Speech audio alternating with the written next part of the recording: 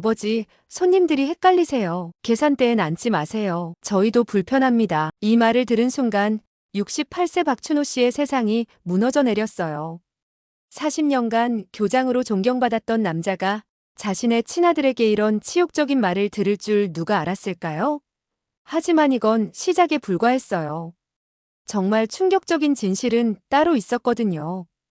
며느리가 숨기고 있던 섬뜩한 계획 말이에요. 새벽 6시 박춘호 씨는 또다시 잠에서 깼어요. 은퇴한 지 6개월 매일 같은 시간에 눈을 뜨지만 갈 곳이 없었죠. 화장실 거울 앞에선 자신의 모습이 처참했어요. 깊어진 주름, 구부정한 어깨. 나는 이제 정말 늙은 거구나. 중얼거린 목소리가 공허하게 울렸어요. 40년간 교장으로 일하며 수백 명의 제자를 길러냈어요. 엄격하지만 따뜻한 스승으로 마을 전체의 존경을 받았죠. 교장 선생님, 오늘도 산책 나오셨네요. 선생님 덕분에 우리 아이가 좋은 대학 갔어요. 길에서 만나는 사람들의 인사와 감사 인사가 유일한 위안이었어요. 하지만 집에 돌아오면 그냥 할 일 없는 빈털터리 늙은이일 뿐이었죠. 텔레비전 앞에 앉아 시간을 때우고 책을 읽어도 집중이 안 되고 이렇게 살다가 죽는 건가 한숨이 절로 나왔어요. 그런데 어느 금요일 오후 기적 같은 일이 벌어졌어요. 현관문이 열리더니 아들 민수가 들어왔어요. 평소와 달리 얼굴이 굳어 있었죠. 아버지 계세요? 왜 이렇게 일찍 왔냐? 가게는 민수는 소파에 주저앉으며 한숨을 내쉬었어요. 아버지 솔직히 말씀드릴게요. 가게가 너무 바빠져서 정신이 없어요. 3년 전 시작한 작은 한식당 처음 1년은 하루에 손님이 10명도 안 와서 문 닫을 뻔했었죠. 그건 좋은 일 아니냐? 좋긴 한데 문제는 일손이 부족해서 정이랑 둘이서는 도저히 감당이 안 돼요. 민수의 목소리에 절망이 묻어났어요. 직원을 구하면 되잖아. 그게 요즘 젊은 사람들은 주방일 하려고 하지 않아요. 구해도 며칠 안 가서 그만둬버리고. 춘호 씨는 아들의 말을 들으며 가슴이 두근거렸어요. 혹시 자신을 필요로 하는 건 아닐까? 그래서 정말 죄송한 부탁인데요. 민수가 고개를 숙였어요. 혹시 아버지께서 가게를 좀 도와주실 수 있을까요? 그 순간 춘호 씨의 온몸에 전류가 흘렀어요. 드디어 나를 필요로 하는구나. 눈시울이 뜨거워졌어요. 6개월 동안 느꼈던 무력감과 외로움이 한순간에 사라지는 느낌이었죠. 물론이다. 아들을 위해서라면 뭐든지 하겠다. 목소리가 떨렸어요. 민수의 얼굴이 환하게 밝아졌어요. 정말요? 고맙습니다, 아버지. 아버지가 계시면 든든할 것 같아요. 계산대 보는 것 정도야 문제 없지. 주방일도 도울 수 있고, 아버지. 진짜 감사해요. 이렇게 도와주시는 분이 또 어디 있겠어요? 행복한 상상에 빠져 있었거든요. 아들 가게에서 일하며 손님들을 맡고 인정받는 모습을 그려봤죠. 내일부터 나갈게 몇 시에 가면 되냐? 아침 9시에 문 여는데 8시 30분쯤 와주시면 돼요. 알았다. 그럼 일찍 자야겠구나. 그날 밤 춘호 씨는 오랜만에 설렘을 느꼈어요. 새로운 시작이었어요. 다시 누군가에게 필요한 사람이 될 수 있는 기회였죠. 하지만 춘호 씨는 몰랐어요. 이 순간이 자신 인생 최악의 선택이 될 줄은. 며느리 정희가 이미 치밀한 계획을 세우고 있었다는 것도. 다음 날 아침 춘호 씨는 새벽 7시에 일어나서 정장을 차려입었어요. 오늘부터 다시 일하는 사람이구나. 거울 속 자신이 당당해 보였어요. 가게에 도착하니 민수와 정희가 이미 준비 중이었어요. 아버지 오셨네요. 여기가 계산대고요. 이렇게 하시면 돼요. 첫날은 모든 게 완벽했어요. 사장님, 아버님이 계시니까 더 든든해 보이네요. 단골 할머니가 말했을 때 춘호 씨의 가슴이 뿌듯했어요. 우리 아버지가 도와주셔서 정말 감사해요. 민수도 손님들에게 자랑스럽게 소개했죠. 하지만 그때 춘호 씨는 놓쳤어요. 구석에서 정희가 짓고 있던 그 미묘한 표정을, 차갑고 계산적이고 무언가를 꾸미는 듯한 그 시선을. 일주일이 지나자 작은 변화가 시작됐어요. 아버님, 너무 무리하지 마세요. 연세도 있으신데. 정희의 목소리에 짜증이 묻어나기 시작했어요. 춘호 씨는 불안했지만 애써 무시했어요. 그냥 피곤해서 그런 거겠지. 하지만 정희의 진짜 속셈은 훨씬 더 섬뜩했어요. 곧 춘호 씨는 깨닫게 될 거예요. 자신이 얼마나 순진했는지를. 며느리의 진짜 계획은 훨씬 더 충격적이었거든요. 한 달이 흘렀어요. 춘호 씨는 매일 아침 7시에 일어나서 가게로 향했어요. 마치 다시 교장 시절로 돌아간 것 같아서 기분이 좋았죠. 아버지, 오늘도 일찍 오셨네요. 민수가 반갑게 인사했어요. 일찍 와야 준비를 제대로 하지. 춘호 씨는 뿌듯한 마음으로 계산대를 닫기 시작했어요. 손님들도 춘호 씨를 좋아했어요. 사장님, 아버님이 계시니까 더 믿음직스러워요. 60대 단골 할머니가 말했죠. 이런 아버님을 두셔서 복 받으신 거예요.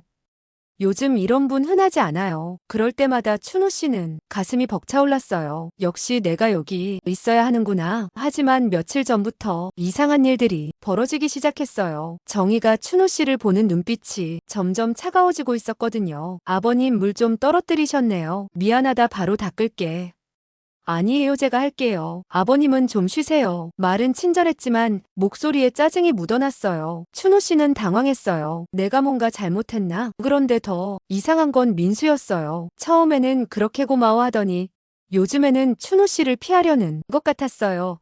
아들아, 오늘 장사는 어땠냐? 네, 그냥 그랬어요. 대답이 시큰둥했어요. 춘호 씨는 불안해지기 시작했어요. 그런 어느 화요일 오후였어요. 정희가 민수에게 작은 목소리로 말하는 걸 들었어요. 여보, 이제 정말 직원 구해야 하지 않을까요?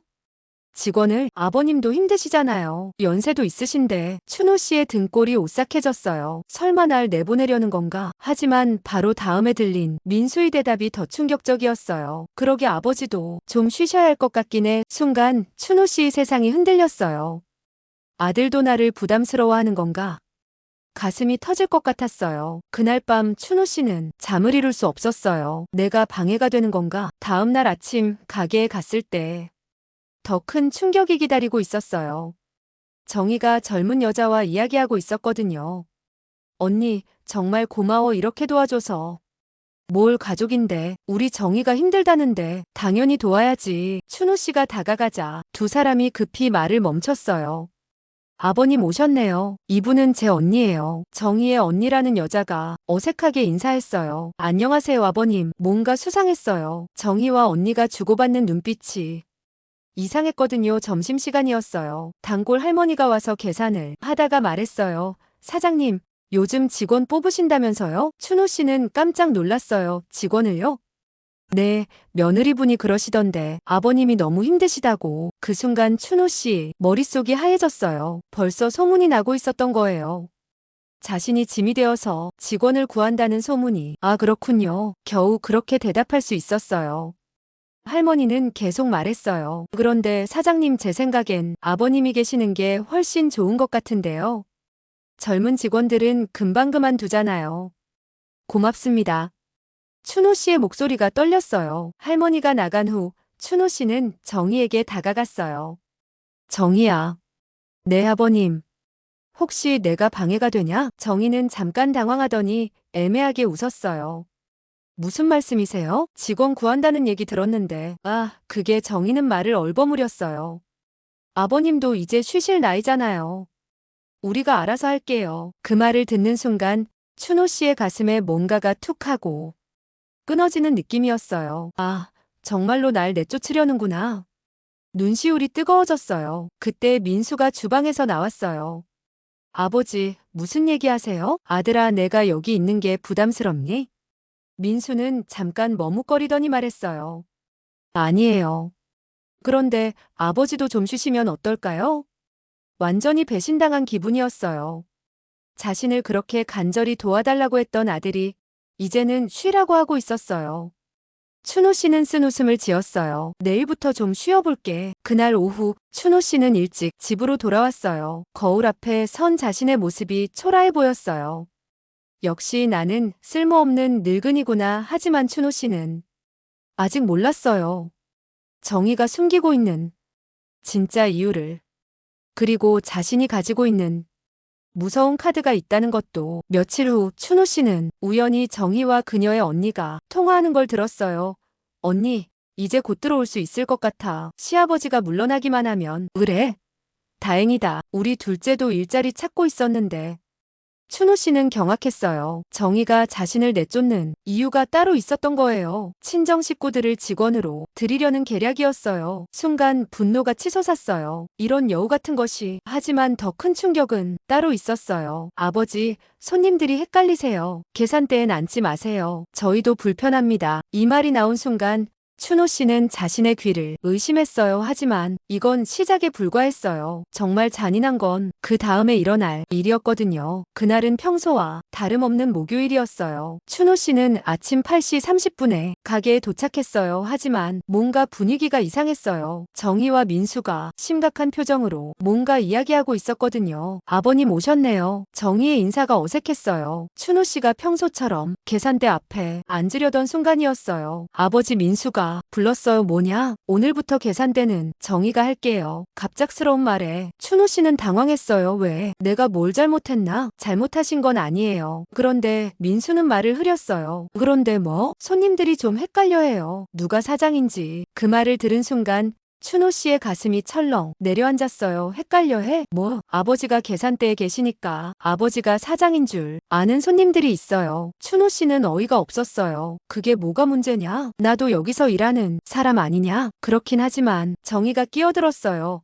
아버님, 저희도 사업하는 사람이잖아요. 손님들한테 혼란을 주면 안 되죠. 그 순간 춘호 씨는 깨달았어요. 이들이 자신을 완전히 배제하려 한다는 걸. 그럼 나는 뭘 하라는 거냐?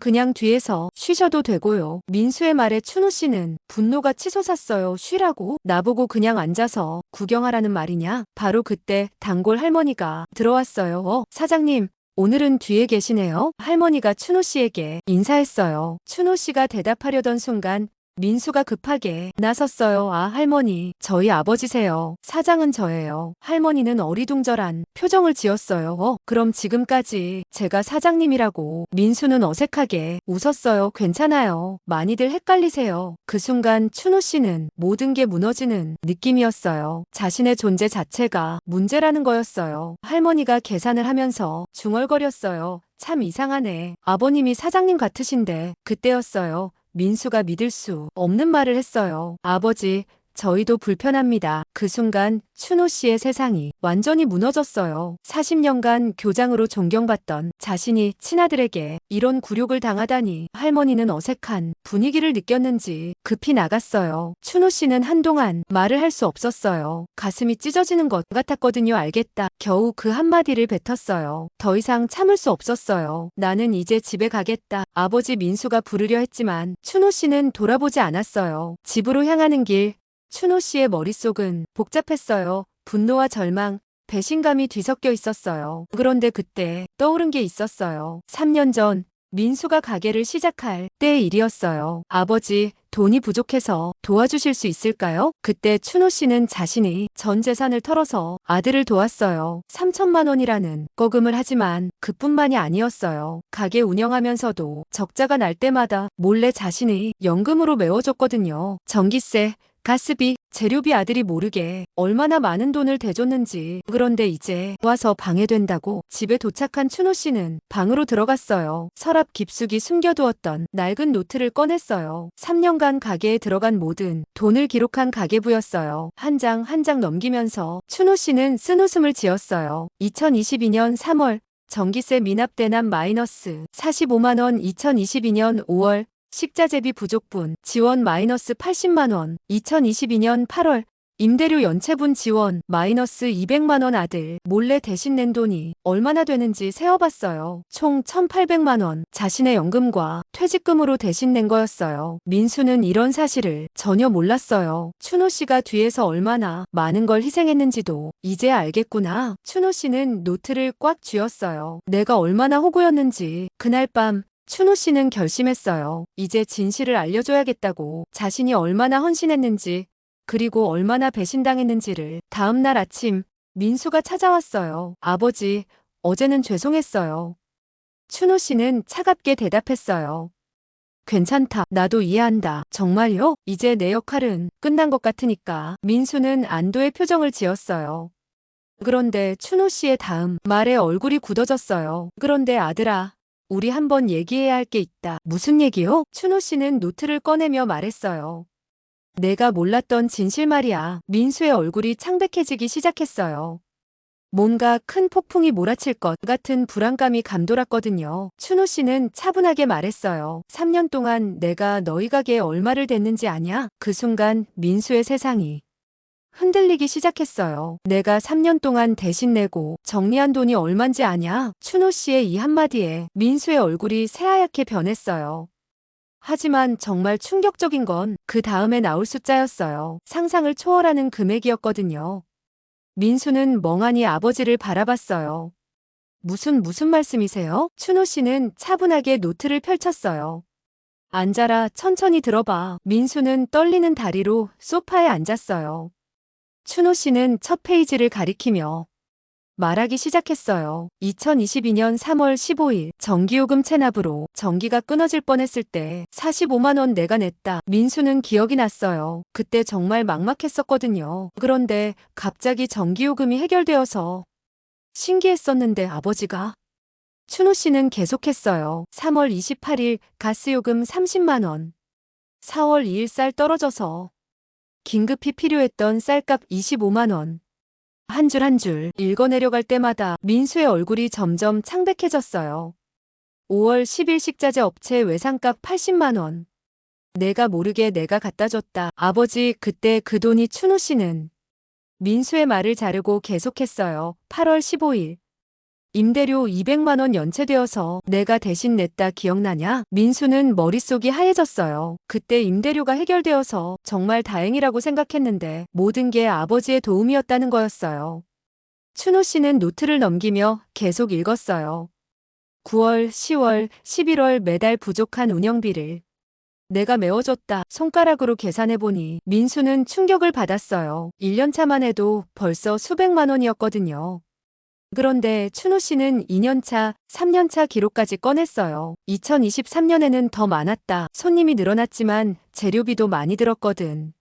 한 장 한 장 넘길 때마다 나오는 숫자들에 민수는 현기증을 느꼈어요. 2024년 올해는 어떨까? 춘호 씨가 마지막 페이지를 펼쳤어요. 1월부터 지난달까지 총 얼마인지 알아? 민수는 입술이 파르르 떨렸어요. 춘호 씨는 계산기를 꺼내서 총합을 계산했어요. 총 1,847만 원.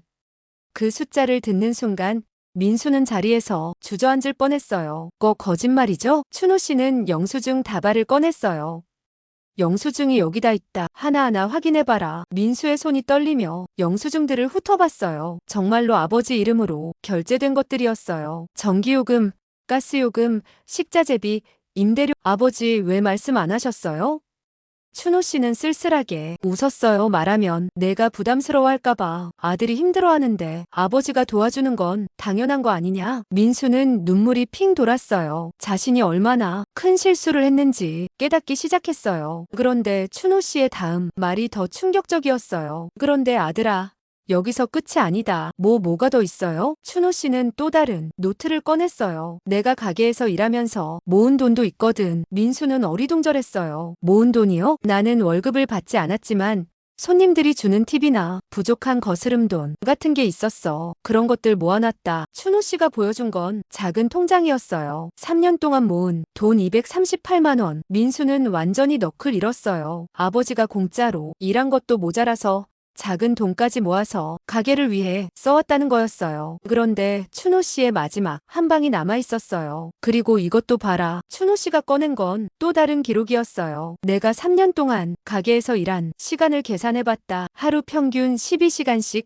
일주일에 6일 3년이면 계산기를 두드리는 소리가 방 안에 울렸어요. 총 3,744시간 최저시급으로 계산해도 3,400만 원어치야. 민수는 완전히 말문이 막혔어요. 아버지의 희생이 이렇게 클 줄 몰랐어요. 돈으로만 계산해도 5천만 원이 넘었어요. 하지만 아버지가 받은 건 뭐였을까요? 방해된다는 말과 계산대에 앉지 말라는 굴욕뿐이었어요. 아버지, 정말 죄송해요. 민수가 고개를 숙였어요. 하지만 춘호 씨는 아직 끝나지 않았다는 표정이었어요. 미안하다고 끝나는 게 아니다. 아들아네, 넌 아직도 모르는 게 있어. 정희가 왜 나를 내보내려고 했는지. 민수는 깜짝 놀랐어요. 정희가요? 그냥 아버지가 힘드실까봐. 춘호 씨는 고개를 저었어요. 아니다. 진짜 이유가 따로 있어. 민수의 등골이 서늘해졌어요. 며칠 전에 우연히 들었다. 정희가 언니랑 통화하는 걸. 춘호 씨는 정희와 언니의 대화를 정확히 재현했어요. 언니, 이제 곧 들어올 수 있을 것 같아. 시아버지가 물러나기만 하면 우리 둘째도 일자리 찾고 있었는데 민수는 충격으로 입을 다물 수 없었어요. 그게 정말이에요? 춘호 씨는 고개를 끄덕였어요. 정희는 나를 내보내고 친정 식구들을 직원으로 들이려고 했던 거다. 민수는 분노가 치솟았어요. 자신이 얼마나 속았는지 깨닫기 시작했어요. 아버지, 정말 죄송합니다. 제가 너무 모르고 있었어요. 춘호 씨는 일어서면서 말했어요. 이제 알았으니 됐다. 그런데 아들아내, 앞으로 어떻게 할 건지 내가 정해라. 나는 이미 결심했거든. 무슨 결심이요? 춘호 씨는 문 앞에서 돌아보며 말했어요. 더 이상 호구로 살지 않겠다는 결심 말이야. 민수는 아버지 뒷모습을 보며 전율했어요. 지금까지 순한 양 같았던 아버지가 완전히 달라 보였거든요. 그리고 예감했어요. 이제 정말 큰 폭풍이 몰아칠 거라고. 아버님이 너무 간섭이 많으셨잖아요. 저희도 힘들었어요. 정희의 이 말을 들은 순간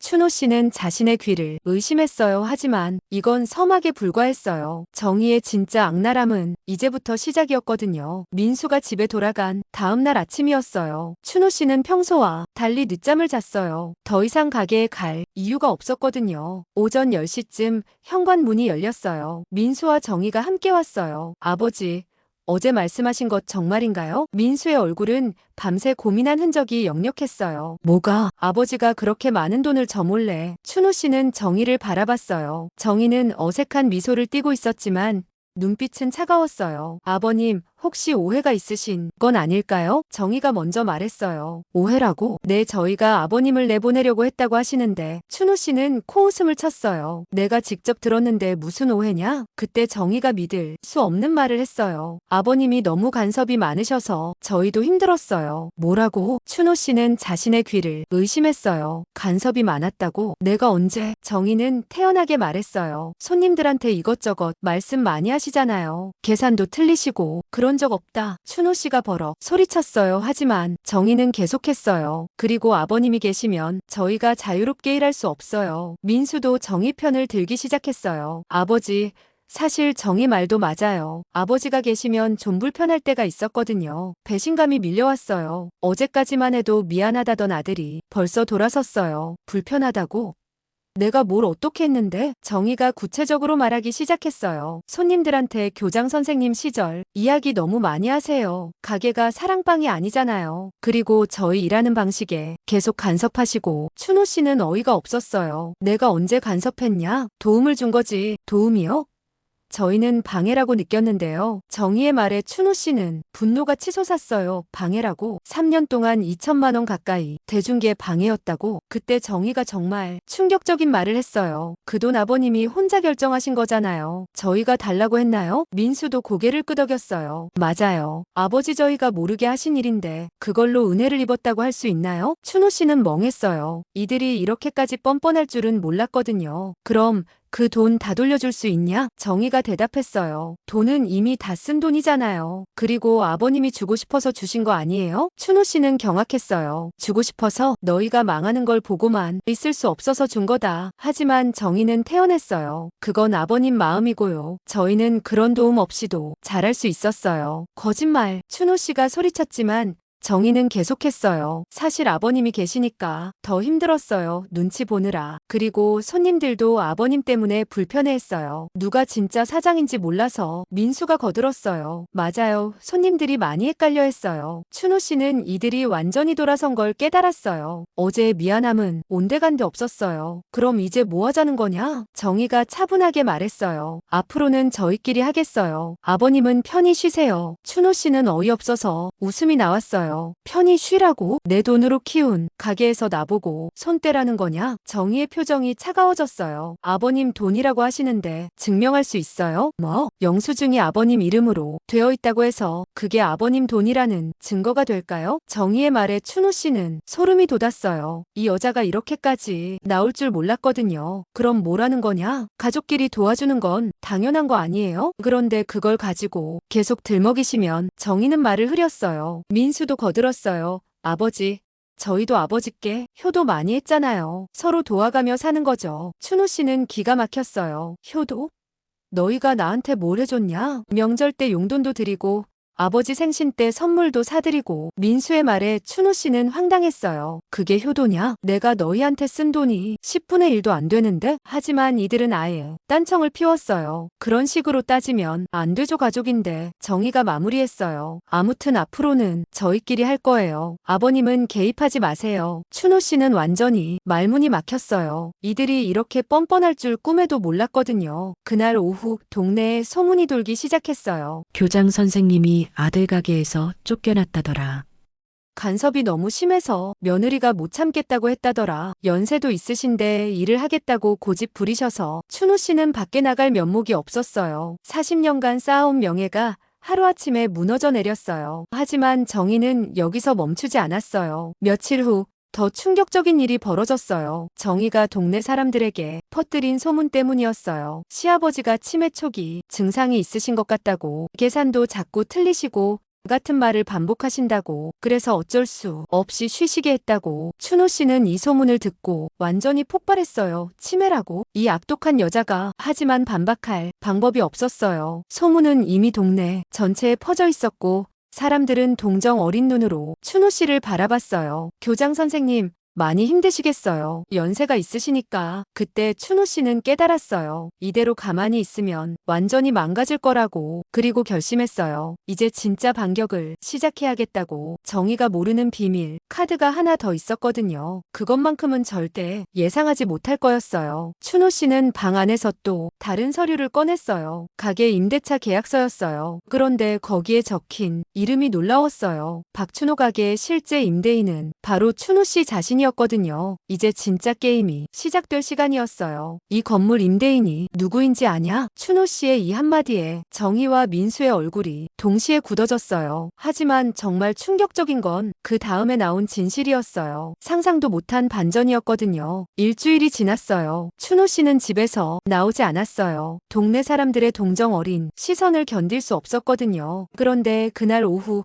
예상치 못한 손님이 찾아왔어요. 단골 할머니였어요. 교장 선생님 계세요? 춘호 씨는 문을 열어줬어요. 할머니가 심각한 표정으로 말했어요. 선생님, 요즘 동네에서 이상한 소문이 도는데 정말인가요? 무슨 소문 말씀이세요? 며느리분이 그러는데 선생님이 치매, 기가 있으시다고. 춘호 씨는 분노가 치솟았어요. 말도 안 되는 소리죠. 저도 그렇게 생각해요. 선생님이 치매라니. 며느리분이 너무 심하게 말하시는 것 같아요. 할머니의 다음 말이 더 충격적이었어요. 그리고 또 들은 얘기가 선생님이 가게에 돈을 함부로 쓰셨다고 하던데요. 뭐라고요? 며느리분이 그러는데 선생님이 가게 돈으로 개인적인 일을 하셨다고. 춘호 씨는 경악했어요. 정희가 이렇게까지 악랄할 줄 몰랐거든요. 할머니, 그건 정반대예요. 내가 내 돈으로 가게를 도운 거라고요. 며느리분 말이 너무 다르니까요. 할머니가 돌아간 후 춘호 씨는 더 이상 참을 수 없었어요. 정희가 자신을 완전히 매장시키려 하고 있었거든요. 그날 밤 춘호 씨는 중요한 전화를 걸었어요. 여보세요? 박 변호사님이세요? 저 박춘호입니다. 다음 날 아침 춘호 씨는 민수에게 전화를 걸었어요. 아들아, 오늘 저녁에 우리 집에 와라. 정희랑 같이 무슨 일이세요? 중요한 얘기가 있다. 꼭 와야 한다. 민수는 불안했지만 거부할 수 없었어요. 아버지의 목소리가 평소와 달랐거든요. 그날 저녁 7시 민수와 정희가 춘호 씨의 집에 도착했어요. 거실에는 춘호 씨뿐만 아니라 낯선 중년 남자가 앉아 있었어요. 아버지, 이분은 박 변호사님이다네. 친구지 변호사라는 말에 정희의 얼굴이 경직됐어요. 왜 변호사를? 앉아라, 얘기할 게 많다. 민수와 정희가 어색하게 소파에 앉았어요. 춘호 씨는 테이블 위에 서류들을 펼쳐놓았어요. 먼저 정희야, 내가 동네에 퍼뜨린 소문들 얘기부터 해보자. 정희는 시치미를 뗐어요. 무슨 소문이요? 내가 치매라는 소문, 가게 돈을 함부로 썼다는 소문, 이런 것들 말이야. 저는 그런 말 한 적 없는데요. 춘호 씨는 휴대폰을 꺼냈어요. 여기 녹음이 다 있다. 내가 김할머니한테, 이 할머니한테 뭐라고 했는지. 정희의 얼굴이 창백해졌어요. 변호사가 말했어요. 명예훼손죄에 해당할 수 있는 발언들이 많습니다. 특히 치매 운운한 것은 심각하죠. 정희는 당황하며 말했어요. 그냥 걱정되어서 한 말인데요. 걱정이라고? 거짓말로 사람을 매장시키는 게 걱정이냐? 춘호 씨의 목소리가 차가웠어요. 그리고 이제 진짜 중요한 얘기를 해보자. 춘호 씨는 또 다른 서류를 꺼냈어요. 이게 뭔지 아냐? 민수가 서류를 보더니 깜짝 깜짝 놀랐어요. 이거 가게 임대차 계약서 아니에요? 맞다. 그런데 여기 임대인 이름을 봐라. 민수와 정희가 동시에 서류를 들여다봤어요. 그리고 경악했어요. 박춘호라고 적혀 있었거든요. 아버지, 이게 무슨? 춘호 씨는 차분하게 설명했어요. 3년 전 너희가 가게를 시작할 때 기억나냐? 보증금이 부족했지? 네, 맞아요. 그때 내가 보증금을 대줬다. 그런데 임대차 계약을 내 이름으로 했어. 왜요? 너희 신용도가 낮아서 집주인이 싫어했거든. 그래서 내가 대신 계약한 거야. 민수는 그제야 기억이 났어요. 그때 아버지가 도와주셨던 거였어요. 그런데 춘호 씨의 다음 말이 더 충격적이었어요. 즉, 이 가게의 법적 임대인은 나라는 얘기다. 정희가 떨리는 목소리로 물었어요. 그게 무슨 의미예요? 춘호 씨는 냉소적으로 웃었어요. 간단하다. 내가 원하면 언제든 가게를 비우라고 할 수 있다는 뜻이야. 뭐라고요? 변호사가 설명했어요. 임대차 계약에서 임대인은 절대적 권리를 가집니다. 특히 계약 위반 시에는 더욱 그렇죠. 춘호 씨가 계속했어요. 그런데 너희는 지금 뭘 하고 있냐? 진짜 임대인인 나를 내쫓고 거짓 소문을 퍼뜨리고 있어. 정희는 완전히 패닉 상태였어요. 아버님, 저희가 잘못했어요. 용서해주세요. 하지만 춘호 씨는 가차 없었어요. 용서? 늦었다. 춘호 씨는 또 다른 서류를 꺼냈어요. 이건 임대차 해지 통고서다. 내일부터 효력이 발생해. 민수가 절규하듯 소리쳤어요. 아버지, 안 돼요. 가게가 없으면 저희는 그럼 처음부터 그렇게 생각했어야지. 왜 나를 배신했냐? 정희는 눈물을 흘리며 매달렸어요. 아버님, 제발요. 저희가 잘못했어요. 다시는 그런 일 없을게요. 춘호 씨는 정희를 차갑게 바라봤어요. 진작에 그럴 걸 그랬어. 이제 와서 후회해도 소용없어. 하지만 변호사가 끼어들었어요. 춘호 씨, 잠깐만요. 혹시 다른 방법은 없을까요? 춘호 씨는 잠깐 생각하더니 말했어요. 방법이 하나 있긴 하지. 뭐예요? 첫째, 동네에 퍼뜨린 거짓 소문들을 모두 정정하고 사과해라. 둘째, 지금까지 내가 낸 돈 2천만 원을 3개월 안에 갚아라. 셋째, 앞으로 가게 운영에 대해서는 내 말을 들어라. 정희와 민수는 서로를 바라봤어요. 선택의 여지가 없었어요. 알겠습니다. 그렇게 하겠어요. 민수가 고개를 숙이며 말했어요. 하지만 춘호 씨에게는 아직 마지막 카드가 남아 있었어요. 정말 중요한 건 따로 있었거든요. 그런데 정희야, 아직 내가 모르는 게 하나 더 있어. 뭐가 더 있어요? 춘호 씨는 미소를 지으며 마지막 폭탄을 터뜨렸어요. 내 언니와 동생이 이미 다른 곳에 취직했다는 거 알고 있냐? 정희는 깜짝 놀랐어요. 무슨 말씀이세요? 내가 조사해봤거든. 내 언니는 지난주에 다른 식당에 취직했고 동생은 편의점 알바를 시작했어. 정희의 얼굴이 새하얘졌어요. 즉, 애초에 우리 가게에 올 생각도 없었다는 얘기야. 그냥 나를 내쫓기 위한 핑계였던 거지. 민수는 정희를 믿을 수 없다는 표정으로 바라봤어요. 정희야, 이게 정말이야? 정희는 더 이상 변명할 수 없었어요. 완전히 들통이 난 거였어요. 사실 나는 처음부터 알고 있었다. 춘호 씨의 이 말에 정희와 민수는 완전히 얼어붙었어요. 하지만 정말 충격적인 건 그 다음에 나올 이야기였어요. 모든 것이 계획된 일이었다는 거였거든요. 정희는 바닥에 주저앉았어요. 완전히 들통이 난 상황에서 더 이상 버틸 힘이 없었거든요. 아버님, 죄송해요. 정말 죄송해요. 민수도 아내를 원망하는 눈으로 바라봤어요. 정희야, 내가 이렇게까지 할 줄 몰랐어. 하지만 춘호 씨는 아직 끝나지 않았다는 표정이었어요. 아직 너희가 모르는 게 더 있어. 뭐가 더 있어요? 춘호 씨는 변호사를 바라보며 고개를 끄덕였어요. 변호사가 새로운 서류를 꺼냈어요. 사실 춘호 씨는 이미 한 달 전부터 모든 걸 알고 계셨습니다. 민수는 어리둥절했어요. 무슨 말씀이세요? 춘호 씨가 직접 설명했어요. 정희가 내 언니와 통화하는 것도 나를 내쫓으려는 계획도 다 알고 있었어. 그럼 왜 가만히 계셨어요? 춘호 씨는 씁쓸하게 웃었어요. 너희가 어디까지 갈지 보고 싶었거든. 정말로 나를 버릴 수 있는지. 민수는 충격을 받았어요. 아버지가 이미 다 알고 있었다는 거였어요. 그럼 아버지는 일부러 당하신 건가요? 맞다. 하지만 이렇게까지 악랄할 줄은 몰랐지. 춘호 씨는 정희를 바라봤어요. 치매라는 소문을 퍼뜨리고 가게 돈을 훔쳤다고 거짓말하고 이건 예상 밖이었어. 정희는 고개를 들 수 없었어요. 그런데 춘호 씨의 다음 말이 더욱 충격적이었어요. 사실 내가 변호사한테 의뢰한 건 이것만이 아니야. 변호사가 또 다른 서류를 꺼냈어요. 지난 한 달 동안 정희 씨의 모든 행동을 조사했습니다. 정희의 얼굴이 새하얗게 질렸어요. 조사라니 뭘? 변호사가 차근차근 설명했어요. 첫째, 정희 씨가 동네에서 춘호 씨에 대해 퍼뜨린 모든 거짓 소문들. 둘째, 정희 씨가 친정 식구들과 짠 가게 인수 계획. 셋째, 변호사는 잠깐 멈췄어요. 셋째가 뭐예요? 민수가 불안하게 물었어요. 셋째, 정희 씨가 몰래 빼돌린 가게 수익금입니다. 뭐라고요? 민수는 깜짝 놀랐어요. 변호사가 계속했어요. 지난 6개월 동안 정희 씨는 일일 매출이 10에서 15%를 따로 빼돌렸습니다. 민수는 아내를 믿을 수 없다는 표정으로 바라봤어요. 정희야, 이게 정말이야? 정희는 더 이상 숨길 수 없었어요. 그냥 비상금으로. 비상금이라고? 총 얼마나 되는데? 변호사가 계산서를 보여줬어요. 총 560만 원입니다. 민수는 충격으로 말을 잃었어요. 6개월 동안 560만 원을 몰래 빼돌렸다는 거였어요. 정희야, 내가 이런 사람이었어? 춘호 씨는 차분하게 말했어요.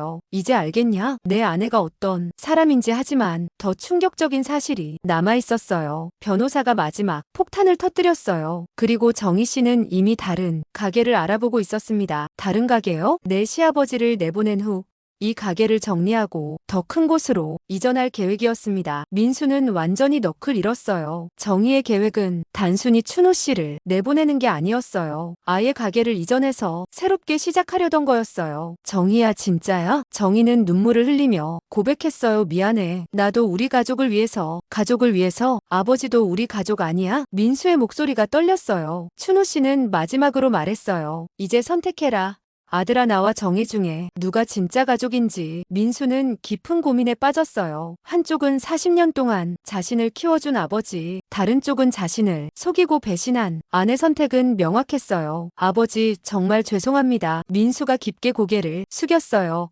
정희야, 내가 너무 심하게 했어. 아버지한테 이럴 수는 없어. 정희는 절망했어요. 남편마저 자신을 버리는 상황이었거든요. 여보, 나를 버리는 거야? 버리는 게 아니야. 하지만 이런 식으로는 더 이상 함께 살 수 없어. 춘호 씨는 마지막 조건을 제시했어요. 정희야, 내게 마지막 기회를 주겠다. 정희는 간절한 눈으로 춘호 씨를 바라봤어요. 첫째, 동네에 진실을 알리고 공개적으로 사과해라. 둘째, 빼돌린 560만 원을 즉시 반환해라. 셋째, 앞으로 가게 일에는 일체 관여하지 마라. 이 조건들을 받아들이면 이혼은 하지 않겠다. 하지만 거부한다면. 춘호 씨는 말을 멈췄어요. 거부하면 어떻게 돼요? 이혼하고 가게에서 나가라. 그리고 명예훼손으로 고소하겠다. 정희에게는 선택이 여지가 없었어요. 알겠어요. 그렇게 하겠어요. 하지만 춘호 씨는 아직 만족하지 않았어요. 마지막으로 한 가지 더. 뭐예요? 앞으로 가게는 내가 운영한다. 너희는 직원으로 일해라. 민수와 정희는 경악했어요. 완전한 역전이었어요. 주인과 직원의 위치가 바뀐 거였어요. 그런데 춘호 씨의 마지막 말이 가장 충격적이었어요. 그리고 정희야, 내 친정 식구들한테도 전해라. 뭐라고요? 내가 모든 걸 다 알고 있다고. 그리고 다시는 우리 가족에게 접근하지 말라고. 정희는 완전히 무너졌어요. 자신의 모든 계획이 처음부터 들통이 나 있었다는 충격. 그리고 이제 완전히 춘호 씨 손 아래로 들어가야 한다는 절망. 하지만 이것으로도 춘호 씨 복수는 끝나지 않았어요. 진짜 마지막 카드가 남아 있었거든요. 헌신은 당연해지면 짐이 된다. 이제부터는 내 삶을 살겠다. 춘호 씨의 이 말은 그의 새로운 인생 선언이었어요. 하지만 정말 놀라운 건 그 다음에 일어날 변화였어요. 상상도 못한 결말이었거든요. 3개월이 지났어요. 춘호 씨는 약속대로 가게의 완전한 주인이 되었어요. 매일 아침 8시에 출근해서 모든 것을 직접 관리했죠. 민수와 정희는 말 그대로 직원이 되어서 춘호 씨의 지시를 받았어요. 사장님, 오늘 재료 주문은 어떻게 할까요? 민수가 아버지를 사장님이라고 부르는 게 처음엔 어색했어요. 하지만 이제는 자연스러웠죠. 오늘은 김치 많이 시키고 고기는 평소보다 적게 해. 네, 알겠습니다. 정희는 설거지와 청소만 담당했어요. 말 한마디도 함부로 하지 못했죠. 동네 사람들의 반응도 완전히 달라졌어요. 처음에는 춘호 씨가 치매라는 소문을 믿었던 사람들이 진실을 알고 나서 정희를 손가락질했거든요. 어떻게 시아버지한테 그런 거짓말을 할 수 있어? 교장 선생님이 그렇게 희생하셨는데. 정희는 동네에서 완전히 매장당했어요. 반면 춘호 씨는 더욱 존경받게 되었죠. 교장 선생님, 정말 대단하세요. 그런 며느리를 참으시다니. 이제 가게도 제대로 되시겠어요. 하지만 춘호 씨에게는 더 큰 계획이 있었어요. 어느 날 오후 춘호 씨는 민수를 불렀어요. 아들아, 잠깐 나와봐. 둘이 가게 밖으로 나왔을 때 춘호 씨가 말했어요. 솔직히 말해봐. 지금 기분이 어떠냐? 민수는 잠깐 망설이더니 대답했어요. 사실 후회돼요. 뭐? 정희 말을 들은 것도 아버지를 배신한 것도 모든 게 후회돼요. 춘호 씨는 아들의 진심을 느꼈어요. 그럼 이제부터 어떻게 살 거냐? 아버지를 진심으로 모시겠어요. 그리고 정희한테도 제대로 말하겠어요. 춘호 씨는 만족스러운 표정을 지었어요. 알겠다. 그럼 내가 마지막 선물을 하나 주마. 선물이요? 춘호 씨는 놀라운 제안을 했어요. 가게를 너한테 넘겨주겠다. 민수는 깜짝 놀랐어요. 아버지, 무슨 말씀이세요? 하지만 조건이 있다. 어떤 조건이요? 첫째, 정희는 절대 가게 운영에 관여하지 못한다. 둘째, 내가 언제든 가게에 나와서 일할 수 있어야 한다. 셋째, 중요한 결정은 반드시 나와 상의해라. 민수는 감격했어요. 아버지, 정말 고마워요. 하지만 춘호 씨는 아직 끝나지 않았어요. 그런데 아들아, 사실 나는 이제 다른 꿈이 있어. 다른 꿈이요? 춘호 씨는 멀리를 바라보며 말했어요. 40년 동안 교육에 몸담았잖아. 이제 내 경험을 나누고 싶어. 민수는 아버지의 진심을 느꼈어요. 어떻게 하실 건데요? 마을 회관에서 어르신들 대상으로 인생 특강을 해보려고 해. 그리고 젊은 사람들한테는 가족의 소중함에 대해 얘기하고 싶고. 춘호 씨는 이미 새로운 계획을 세우고 있었어요. 진짜 꿈은 책을 쓰는 거야. 내 경험담을 담은 책 말이야. 민수는 아버지가 이렇게 큰 꿈을 가지고 계신 줄 몰랐어요. 책 제목도 정했어. 뭐예요? 춘호 씨는 미소를 지으며 말했어요. 나를 위한 삶 어떠냐? 정말 좋아요. 아버지, 그날 저녁 춘호 씨는 혼자 방에 앉아서 노트를 펼쳤어요. 3년 동안의 기록들을 정리하면서 새로운 다짐을 했어요. 이제부터는 진짜 내 인생을 살겠다. 다음 날부터 춘호 씨 일상이 바뀌었어요. 오전에는 가게에서 민수를 도왔지만 오후에는 자신만의 시간을 가졌어요. 마을 회관에서 어르신들과 인생 이야기를 나누고 집에서는 책 원고를 썼죠. 한 달 후 첫 번째 특강이 열렸어요. 제목은 가족이라는 이름이 희생과 배신이었어요. 많은 사람들이 몰려왔어요. 춘호 씨의 이야기가 소문으로 퍼졌거든요. 춘호 씨는 자신의 경험담을 솔직하게 털어놓았어요. 가족을 위한 희생은 아름답습니다. 하지만 그것이 당연하다고 여겨지면 문제가 됩니다. 청중들은 숨죽이며 들었어요. 저는 3년 동안 2천만 원을 들이며 아들을 도왔습니다. 하지만 받은 것은 배신뿐이었죠. 그때 깨달았습니다. 진정한 가족은 서로를 존중하는 관계라는 것을. 강연이 끝난 후 많은 사람들이 춘호 씨에게 다가왔어요. 선생님, 정말 감동받았어요. 저도 비슷한 경험이 있어서 공감됐어요. 6개월 후 춘호 씨는 정말로 책을 출간했어요. 나를 위한 삶, -68세에 찾은 진짜 행복책은 큰 화제가 되었어요. 특히 시니어층 사이에서 베스트셀러가 되었죠. 많은 독자들이 춘호 씨와 같은 경험을 했었고 그의 이야기에 위로받았거든요. 어느 날 춘호 씨는 가게에서 일하다가 정희를 불렀어요. 정희야, 잠깐 와봐. 정희는 긴장하며 다가왔어요. 아직도 춘호 씨가 무서웠거든요. 이제 너한테 마지막 기회를 주겠다. 정희는 가슴이 두근거렸어요. 진심으로 반성했냐? 네, 정말 죄송해요. 아버님, 그럼 이제부터 새로 시작해보자. 하지만 절대 예전처럼 날 무시하지는 마라. 네, 알겠어요. 춘호 씨는 정희에게도 마지막 은혜를 베풀었어요. 하지만 완전히 용서한 건 아니었어요. 선을 확실히 그어놓은 거였죠. 1년 후 춘호 씨는 전국을 돌며 강연을 했어요. 시니어의 새로운 시작이라는 주제로 많은 사람들에게 희망을 주었죠. 그리고 두 번째 책도 준비하고 있었어요. 어느 저녁 춘호 씨는 서재에서 원고를 쓰고 있었어요. 민수가 차 한 잔을 가져다 주며 말했어요. 아버지, 정말 멋있어요. 춘호 씨는 미소를 지으며 대답했어요. 이제야 진짜네. 인생이 시작된 것 같다. 책상 위에는 붓글씨로 쓴 글귀가 놓여 있었어요. 나를 위한 삶. 춘호 씨는 그 글귀를 바라보며 속으로 다짐했어요. 앞으로 남은 인생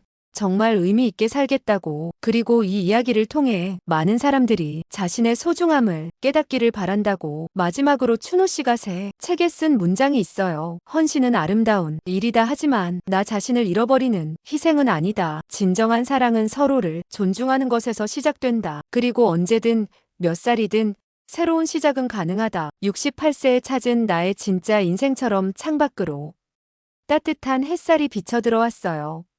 춘호 씨는 만족스러운 미소를 지으며 다시 원고를 썼어요. 진짜 인생은 이제부터 시작이었거든요.